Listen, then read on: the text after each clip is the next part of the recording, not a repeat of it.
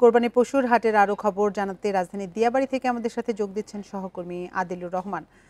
আদিল, আপনি তো সকাল থেকে বিভিন্ন পশুর হাটে ঘুরে দেখছেন, এই মুহূর্তে আছেন দিয়াবাড়িতে, সেখানকার পরিস্থিতি কেমন দেখছেন? ক্রেতা বিক্রেতার সমাগম কেমন এবং বেচা বিক্রি নিয়ে ক্রেতা বিক্রেতারা কি বলছেন? এই ঈদে জামা জুতো অ্যাকসেসরিজের ডিসকাউন্ট।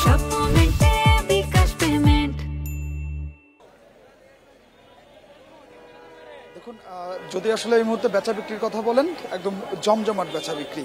আমি দিয়াবাড়ি হাটের যে 4 নম্বর যে হাসিল ঘরটা আছে, সেই হাসিল ঘরের সামনে আছি। আমি কিছুক্ষণ আগে আসলে একটু পর্যবেক্ষণ করছিলাম যে কি পরিমাণ কোরবানির পশু আসলে বিক্রি হয়। সেক্ষেত্রে আমরা দেখলাম যে প্রায় 10 মিনিটে 20টির বেশি কোরবানির পশু এই একটি হাসিল ঘর থেকে আসলে বিক্রি হলো। অর্থাৎ প্রতি মিনিটে যদি আমরা বলি যে প্রতি মিনিটে 2টি করে কোরবানির পশু এই একটি হাসিল ঘর থেকে বিক্রি হচ্ছে, তার মানে আপনি বুঝতে পারছেন যে এরকম হাসিল ঘর আসলে অনেকগুলো করা হয়েছে। তো যেখানে আসলে আশা করা হচ্ছিল যে আগামীকাল অফিস ছুটির পর থেকে বিকেল থেকে ক্রেতাদের উপস্থিতি বাড়বে, বেচা বিক্রি বাড়বে, সেই জায়গায় আজকে থেকেই আমরা এই হাটটিতে আসলে জমজমাট একটি বেচা বিক্রি দেখতে পাচ্ছি। কিছুক্ষণ পরপরই আমরা দেখতে পাচ্ছি যে ক্রেতারা এসে হাসিল করাচ্ছেন, তাদের যে পছন্দ মতো যে গরুগুলো আছে সেই গরুগুলো তারা কিনে নিয়ে যাচ্ছেন। আমরা দরদাম নিয়ে ক্রেতাদের সঙ্গে কথা বলেছিলাম। আমরা দেখলাম যে বেশ বড় সাইজের গরুগুলোই 1,70,000 1,75,000 টাকা দিয়ে কিনে নিয়ে যাচ্ছেন। আমরা ক্রেতাদের সাথে কথা বলেছিলাম যে গত বছরের যদি তুলনা করা হয় তাহলে এই কোরবানির পশুগুলো কেমন দামে। একজন ক্রেতা বলছিলেন যে তিনি 1,70,000 টাকা দিয়ে একটি গরু কিনেছেন, গত বছর এই সাইজের গরু 2 লাখ টাকার উপরে তাকে কিনতে হয়েছে। আরেকজন ক্রেতার সঙ্গে কথা হলো, তিনি 87,000 টাকা দিয়ে একটি ছোট গরু কিনেছেন। তিনি বলছিলেন যে গত বছর এই গরুটির দাম 1 লাখ টাকা বা তার কিছুটা বেশি ছিল।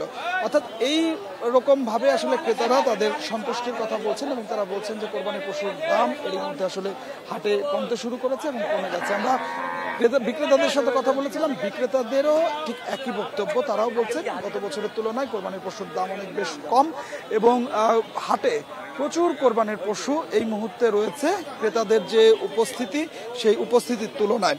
এবং আমরা হাট কর্তৃপক্ষের সঙ্গে যখন আসলে কথা বলছিলাম, হাট কর্তৃপক্ষ বলছেন যে আজকে যে পরিমাণ ক্রেতাদের উপস্থিতি রয়েছে এই উপস্থিতিটা আরও বাড়বে এবং সন্ধ্যার পরে ক্রেতাদের উপস্থিতি আরও অনেক গুণ বেড়ে যাবে বলেই তারা ধারণা করছেন। তো মূলত আজকে যারা হাটে আসছেন গতকালকে পর্যন্ত এবং আজকে সকাল পর্যন্ত আমরা দেখেছি যে অনেকে দরদাম যাচাই করার জন্য হাটগুলো ঘুরছিলেন। তবে এই যে দুপুরের পর থেকে আমরা যেটা আসলে লক্ষ্য করতে পারছি যে যারা হাটে আসছেন তারা মোটামুটি হাট থেকে গরু পছন্দ মতো করে কিনে নিয়েই বাড়িতে তারা ফিরছেন। রাজধানীর 19টি হাট এবছর বসেছে, সেই 19টি হাটেই কোরবানির পশুর যে সরবরাহ সেটি আসলে আমরা বেশ ভালোই লক্ষ্য করতে পারছি এবং প্রাণী সম্পদ অধিদপ্তর থেকেও বলা হচ্ছে যে এবছর কোরবানির পশুর যে চাহিদা রয়েছে সেই চাহিদা অনুযায়ী সরবরাহটি প্রত্যেকটি হাটে বেশ পর্যাপ্ত সরবরাহ রয়েছে।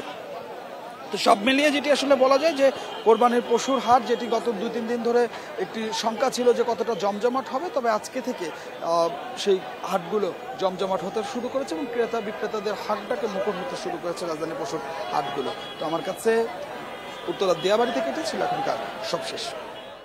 রাজধানী দিয়াবাড়ি পশুর হাট থেকে সবশেষ তথ্য জানাচ্ছিলেন সহকর্মী আদিলুর রহমান।